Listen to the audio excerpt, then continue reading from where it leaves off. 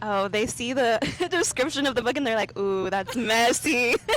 Can you say your name, describe your nationality, and what city you live in? I'm Megan Sotelo Padilla. I am Mexican and Filipino American, and I live in Dallas. Currently, I work in Texas. education. I do college persistence work, so I help students graduate from school, a doctoral student at USC, and I'm an author. I always wanted to learn how to write books and things like that, so that's actually what I went to school for. After I graduated from college, I ended up going into editing and doing that for a little bit. While I was doing that, I was also advising for my sorority. I realized I really like working with college students and helping them navigate their college journey. So that's why I decided to go into education. So you mentioned that you're an author. So could you tell me a little bit about your book? My newest release, it's called I Object, and I always say I like to write for people who like drama and like just like messy stuff. So the main character, she is getting married, and on her wedding day she finds out that her fiance is cheating on her with her cousin when her brother objects at the wedding. So she and her best friend decide, after like getting super drunk one night, that they're gonna host a dating competition based on their favorite reality TV show, and her brother's best friend decides to enter. Do you do book signings as well? I have recently started doing book signings, which has been really fun, getting to know people who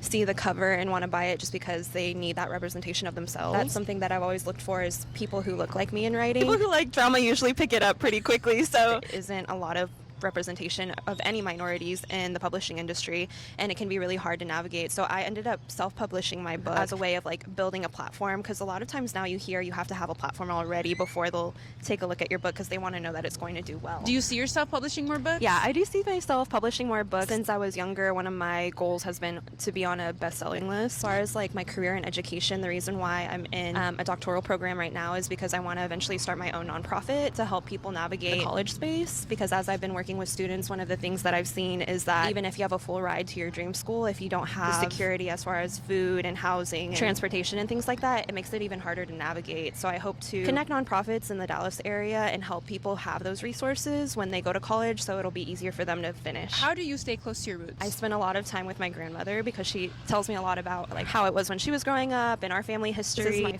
husband is Filipino, so that has been really cool to be able to experience it from his perspective and learn about our culture that way. And also just going back to our countries and exploring the culture there. If Latinas out there want to reach you, how can they? You can reach me on Instagram, TikTok, Megan Stiletto, like the shoe.